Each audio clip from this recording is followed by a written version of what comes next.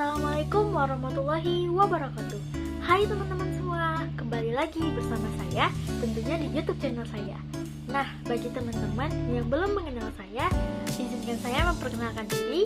Nama saya Susan Fahira, saya berasal dari Program Studi Pendidikan Sejarah FKIP Universitas Riau. Nah, di video kali ini saya akan membahas mengenai nasionalisme. Nah, bagi teman-teman yang penasaran dan ingin tahu lebih lanjut apa itu nasionalisme, langsung saja kita simak penjelasan berikut. Baiklah teman-teman, di sini saya akan membahas mengenai nasionalisme. Saya akan membahasnya menjadi 3 pembahasan. Yang pertama yaitu teori nasionalisme, yang kedua munculnya nasionalisme, dan yang ketiga yaitu nasionalisme di Indonesia. Yang pertama, teori nasionalisme. Sebelumnya, teman-teman tahu nggak sih bahwasannya nasionalisme itu berasal dari bahasa Inggris? Nah, ada yang tahu nggak nih? Ya, benar. Nasionalisme berasal dari bahasa Inggris yaitu nation, yang mempunyai arti adalah bangsa. Dalam halnya, kata bangsa memiliki arti yang pertama yaitu kesatuan orang yang bersamaan asal keturunan, adat, budaya, bahasa, sejarahnya, serta berpemerintahan sendiri. Yang kedua, golongan manusia, binatang, atau tumbuh-tumbuhan yang mempunyai asal-usul yang sama dan sifat khas yang sama atau bersamaan. Dan yang ketiga, kumpulan manusia yang biasanya terikat karena kesatuan bahasa dan kebudayaan dalam arti umum dan yang biasanya menempati wilayah tertentu di muka bumi ini. Jadi, nasionalisme adalah suatu paham yang menganggap bahwa kesetiaan tertinggi atas setiap pribadi harus diserahkan kepada negara kebangsaan. Nah, nasionalisme dalam pengertian ini adalah perasaan cinta yang tinggi atau bangga terhadap tanah air dan tidak memandang rendah bangsa lain. Nah, teman-teman, perlu teman-teman ketahui nih bahwasannya di dalam teori nasionalisme ini banyak sekali loh para ahli mengemukakan pengertian dari nasionalisme itu sendiri. Nah, di sini saya mengambil 3 pengertian menurut para ahli. Yang pertama yaitu saya mengambil dari Ernest Renan, yang kedua dari Hitler, dan yang ketiga dari Dr. Hertz. Yang pertama yaitu ada Ernest Renan. Dalam pandangannya, Ernest Renan mengemukakan bahwa nasionalisme adalah rasa kemauan untuk bersatu. Jadi, menurut Ernest Renan, pengertian nasionalisme adalah suatu keinginan untuk bersatu dan bernegara. Nah, dalam hal ini, nasionalisme merupakan sebuah keinginan besar untuk dapat mewujudkan persatuan dalam bernegara. Lalu yang kedua yaitu menurut Hitler. Hitler mengemukakan bahwa nasionalisme adalah suatu sikap dan semangat rela berkorban untuk melawan bangsa lain demi bangsa sendiri. Dan yang ketiga, menurut Dr. Hertz. Nah, Dr. Hertz mengemukakan bahwa nasionalisme adalah suatu hasrat untuk mencapai kesatuan, hasrat untuk merdeka, hasrat untuk mencapai keaslian, dan hasrat untuk memiliki cita-cita bersama. Nah, perlu teman-teman ketahui juga nih, bahwasanya di dalam nasionalisme ini terdapat 4 cita-cita yang terkandung di dalamnya. Nah, yang pertama yaitu ada perjuangan untuk mewujudkan persatuan nasional yang meliputi persatuan dalam bidang politik, ekonomi, sosial, keagamaan, kebudayaan, dan persekutuan serta adanya solidaritas. Nah, yang kedua, perjuangan untuk mewujudkan kebebasan nasional yang meliputi kebebasan dari kekuasaan asing atau campur tangan dari dunia luar dan kebebasan dari kekuasaan intern yang tidak bersifat nasional atau yang hendak mengesampingkan bangsa dan negara. Nah, yang ketiga yaitu perjuangan mewujudkan kemandirian, pembedaan individualitas, keaslian, dan keistimewaan. Nah, yang terakhir yaitu yang keempat, perjuangan untuk mewujudkan perbedaan di antara bangsa-bangsa yang meliputi perjuangan untuk memperoleh kehormatan, kewibawaan, gengsi, dan pengaruh. Pembahasan selanjutnya yaitu faktor-faktor munculnya nasionalisme. Teman-teman tahu nggak sih bahwasannya faktor-faktor nasionalisme ini dibagi juga loh menjadi dua. Yang pertama yaitu ada faktor internal atau faktor dari dalam, dan yang kedua yaitu ada faktor eksternal, yaitu faktor dari luar. Baik, kita akan bahas faktor internal terlebih dahulu. Nah, yang pertama yaitu ada kenangan kejayaan masa lampau. Nah, jadi bangsa-bangsa Asia dan Afrika sudah pernah nih mengalami masa kejayaan sebelum masuk dan berkembangnya imperialisme dan kolonialisme barat. Jadi, bangsa India, Indonesia, Mesir, dan Persia pernah mengalami masa kejayaan sebagai bangsa mereka dan berdaulat. Nah, kejayaan masa lampau mendorong semangat untuk melepaskan diri dari penjajahan. Jadi, bagi Indonesia, kenangan kejayaan masa lampau tampak dengan adanya kenangan dan kejayaan pada masa kerajaan Majapahit dan Sriwijaya, di mana pada masa kejayaan Majapahit mereka mampu menguasai daerah seluruh Nusantara, sedangkan masa Sriwijaya mampu berkuasa di laut karena Sriwijaya terkenal dengan maritimnya yang sangat kuat. Yang selanjutnya, yang kedua, yaitu bersatunya negara-negara Asia dan Afrika sejak zaman dahulu kala. Maksudnya gimana sih? Baik, kita simak. Nah, faktor yang mendorong rasa nasionalisme bangsa Asia bukanlah akibat penjajahan yang dilakukan oleh bangsa-bangsa Eropa terhadap bangsa Asia, Afrika, melainkan rasa persatuan itu sudah dimiliki sejak zaman dahulu kala, terutama sesama ras ataupun kerjasama perdagangan yang telah saling melengkapi antara suku produsen benda yang berlainan, sehingga terjadi pertukaran tanpa adanya keserakahan seperti yang dilakukan bangsa barat. Nah, mereka saling menghormati dan saling menjaga. Namun, kedatangan bangsa barat yang menjajahnya mengakibatkan mereka hidup miskin dan menderita, sehingga mereka ingin menentang imperialisme barat. Nah, dari situlah nasionalisme mulai muncul. Yang ketiga yaitu munculnya golongan cendekiawan. Perkembangan pendidikan menyebabkan munculnya golongan cendekiawan baik hasil dari pendidikan barat maupun pendidikan Indonesia itu sendiri. Nah, mereka menjadi penggerak dan pemimpin munculnya organisasi pergerakan nasional Indonesia yang selanjutnya berjuang untuk melawan penjajahan. Nah, yang terakhir yaitu paham nasionalis yang berkembang dalam bidang politik, sosial, ekonomi, dan kebudayaan. Yang pertama yaitu dalam bidang politik. Nah, tampak adanya upaya gerakan nasionalis menyuarakan aspirasi masyarakat pribumi yang telah hidup dalam penindasan dan penyelewengan hak asasi manusia. Nah, mereka nih ingin menghancurkan kekuasaan asing atau kolonial dari Indonesia. Nah, yang kedua yaitu dalam bidang ekonomi. Tampak dengan adanya usaha penghapusan eksploitasi ekonomi asing. Nah, tujuannya untuk membentuk masyarakat yang bebas dari kesengsaraan dan kemelaratan untuk meningkatkan taraf hidup bangsa Indonesia.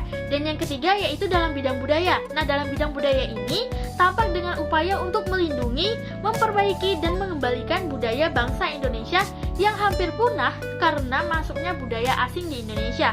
Nah, jadi para nasionalis berusaha untuk memperhatikan dan menjaga serta menumbuhkan kebudayaan asli bangsa Indonesia. Nah, selanjutnya yaitu faktor eksternal. Nah, yang pertama yaitu ada kemenangan Jepang atas Rusia tahun 1905. Wah, rupanya kemenangan Jepang atas Rusia ini merupakan salah satu faktor yang membentuk munculnya nasionalisme loh teman-teman. Mari kita simak. Jadi, pada tahun 1904 hingga 1905, Jepang melawan Rusia. Dan tentara Jepang berhasil mengalahkan Rusia. Nah, hal ini dikarenakan modernisasi yang dilakukan oleh Jepang telah membawa kemajuan pesat dalam berbagai bidang, bahkan dalam bidang militer.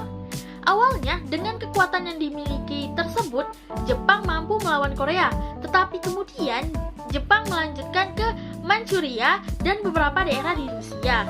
Nah, keberhasilan Jepang inilah yang melawan Rusia tadi yang mendorong lahirnya semangat bangsa-bangsa Asia Afrika untuk mulai bangkit melawan bangsa asing di negaranya yang menjajah negaranya tersebut. Yang kedua yaitu faktor eksternal. Nah, teman-teman, perlu teman-teman ketahui juga bahwasanya banyak sekali pergerakan-pergerakan yang mampu memunculkan nasionalisme.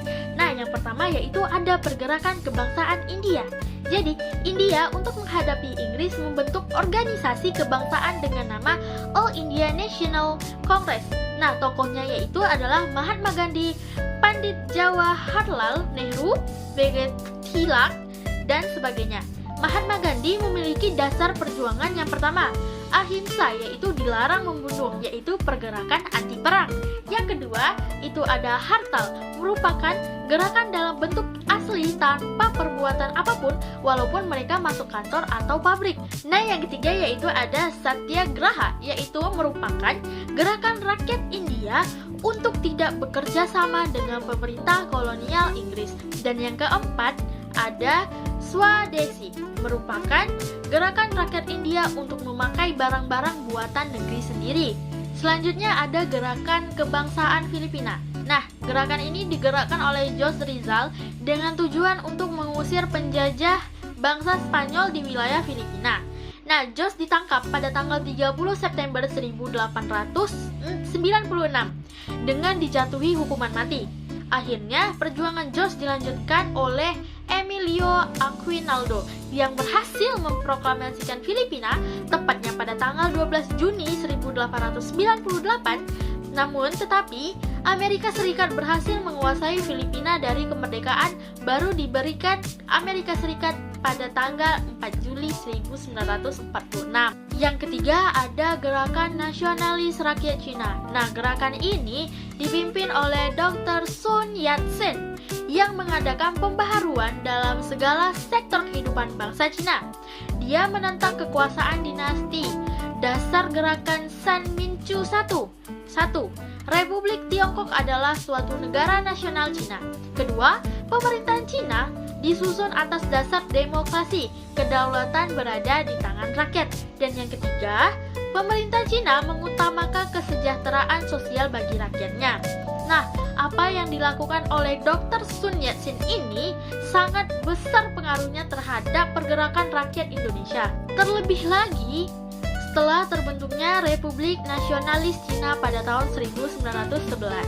Nah, selanjutnya yaitu ada pergerakan Turki Muda tahun 1908. Pergerakan ini dipimpin oleh Mustafa Kemal Pasha menuntut pembaharuan dan modernisasi di segala sektor kehidupan masyarakatnya. Dan yang keempat yaitu ada pergerakan nasionalisme Mesir. Nah, pergerakan ini dipimpin oleh Arabi Pasha pada tahun 1881 hingga 1882 dengan tujuan untuk menentang kekuasaan bangsa Eropa, terutama Inggris atas negeri Mesir. Nah, yang ketiga yaitu ada munculnya paham-paham baru. Munculnya paham-paham baru. Munculnya paham-paham baru di luar negeri seperti nasionalisme, liberalisme, sosialisme, pan-islamisme, dan demokrasi juga menjadi dasar berkembangnya paham-paham yang serupa di Indonesia. Nah, perkembangan paham-paham itu terlihat pada penggunaan ideologi-ideologi atau paham-paham pada organisasi pergerakan nasional yang ada di Indonesia. Nah, penjelasan yang terakhir nih, munculnya nasionalisme di Indonesia. Di sini saya akan membagi menjadi dua penjelasan. Yang pertama saya akan menjelaskan tumbuhnya nasionalisme di Indonesia, dan yang kedua saya akan menjelaskan perkembangan nasionalisme di Indonesia. Baik, tumbuhnya nasionalisme di Indonesia. Nah, nasionalisme itu tumbuh di Indonesia dimulai setelah munculnya Serikat Islam. Budi Utomo yang sudah terbentuk dahulu merupakan organisasi elit sehingga tidak berkontribusi dalam menumbuhkan nasionalisme di seluruh kalangan masyarakat. Nah, Serikat Islam ini melakukan berbagai upaya dalam menumbuhkan nasionalisme di seluruh daerah Hindia Belanda pada waktu itu. Karena adanya faktor pendukung di atas, maka Indonesia pun mulai muncul semangat nasionalisme. Semangat nasionalisme ini digunakan sebagai ideologi atau paham bagi organisasi pergerakan nasional yang ada. Nah, ideologi nasional di Indonesia diperkenalkan oleh Partai Nasional Indonesia atau yang kita kenal dengan sebutan PNI yang diketuai oleh Insinyur Soekarno. Nah, PNI bertujuan untuk memperjuangkan kehidupan bangsa Indonesia yang bebas dari penjajahan. Sedangkan cita-citanya adalah mencapai Indonesia merdeka dan berdaulat, serta mengusir penjajahan pemerintah Belanda di Indonesia. Nah, dengan nasionalisme dijadikan sebagai ideologi, maka akan menunjukkan bahwa suatu bangsa memiliki kesamaan budaya, kesamaan bahasa, wilayah, serta tujuan dan cita-cita, sehingga akan merasakan adanya sebuah kesetiaan yang mendalam terhadap kelompok bangsa tersebut. Selanjutnya, perkembangan nasionalisme di Indonesia. Nah, sebagai upaya menumbuhkan rasa nasionalisme di Indonesia, diawali dengan pembentukan identitas nasional, yaitu dengan adanya penggunaan istilah Indonesia untuk menyebut negara kita ini. Nah, di mana selanjutnya istilah Indonesia ini dipandang sebagai identitas nasional, lambang perjuangan bangsa Indonesia dalam menentang penjajahan. Kata yang mampu mempersatukan bangsa dalam melakukan perjuangan dan pergerakan melawan penjajahan, sehingga segala bentuk perjuangan dilakukan demi kepentingan Indonesia, bukan atas nama daerah lagi. Nah, istilah Indonesia mulai digunakan sejak yang pertama, J.R. Logan menggunakan istilah Indonesia untuk menyebut penduduk dan kepulauan Nusantara dalam tulisannya pada tahun 1850. Yang kedua, Arthur G. Winsor dalam tulisannya di media milik J.R. Logan tahun 1850 menyebut bahwa penduduk Nusantara dengan Indonesia. Nah, yang ketiga, serta tokoh-tokoh yang mempopulerkan istilah Indonesia di dunia internasional. Yang keempat, istilah Indonesia dijadikan pula nama organisasi mahasiswa di negara Belanda yang awalnya bernama Indisch Vereniging menjadi Perhimpunan Indonesia.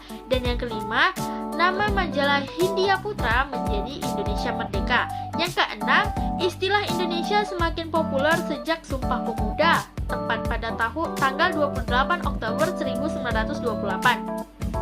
Melalui Sumpah Pemuda, kata Indonesia dijadikan sebagai identitas kebangsaan yang diakui oleh setiap suku bangsa, organisasi-organisasi pergerakan yang ada di Indonesia maupun yang di luar wilayah Indonesia. Nah, yang ketujuh, yang terakhir, yaitu kata Indonesia dikukuhkan kembali dalam Proklamasi Kemerdekaan Indonesia tepat pada tanggal 17 Agustus tahun 1945. Adapun tahapan perkembangan nasionalisme di Indonesia sebagai berikut. Yang pertama yaitu periode awal perkembangan. Nah, dalam periode ini, gerakan nasionalisme diwarnai dengan perjuangan untuk memperbaiki situasi sosial dan budaya.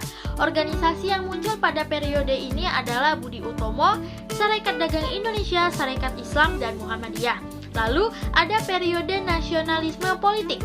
Nah, periode ini, gerakan nasionalisme di Indonesia mulai bergerak dalam bidang politik untuk mencapai kemerdekaan Indonesia pastinya. Nah, organisasi yang muncul pada periode ini adalah Indisch Partij dan Gerakan Pemuda. Selanjutnya yang ketiga yaitu periode radikal. Dalam periode ini, gerakan nasionalisme di Indonesia ditujukan untuk mencapai kemerdekaan itu baik secara kooperatif maupun non-kooperatif. Nah, organisasi yang bergerak secara non-kooperatif seperti Perhimpunan Indonesia, PKI, dan PNI. Yang terakhir yaitu periode bertahan. Periode ini, gerakan nasionalisme di Indonesia lebih bersikap moderat dan penuh pertimbangan, diwarnai dengan sikap pemerintah Belanda yang sangat reaktif sehingga organisasi-organisasi pergerakan lebih berorientasi bertahan agar tidak dibubarkan oleh pemerintahan Belanda. Organisasi dan gerakan yang berkembang pada periode ini adalah Parindra, Gapi, dan Gerindo. Nah, dari perkembangan nasionalisme tersebut akhirnya mampu menggalang semangat persatuan dan cita-cita kemerdekaan sebagai bangsa Indonesia yang bersatu dari berbagai suku di Indonesia. Nasionalisme adalah rasa luhur yang dimiliki bangsa Indonesia, cerminan dari komitmen yang pernah diikrarkan berpuluh-puluh tahun lampau, bertolak dari rasa persaudaraan, senasib sepenanggungan. Nah, itulah dia tadi penjelasan singkat saya mengenai nasionalisme. Pesan saya, ambillah pelajaran yang dapat diambil dari penjelasan saya tersebut, dan jangan sekali-sekali melupakan perjuangan bangsa Indonesia untuk meraih kemerdekaan. Baiklah, apabila terdapat kesalahan dalam penyampaian materi saya atau perkataan saya, mohon dimaafkan karena saya juga masih belajar. Untuk itu saya akhiri dengan wassalamualaikum warahmatullahi wabarakatuh. Sampai jumpa di video-video selanjutnya.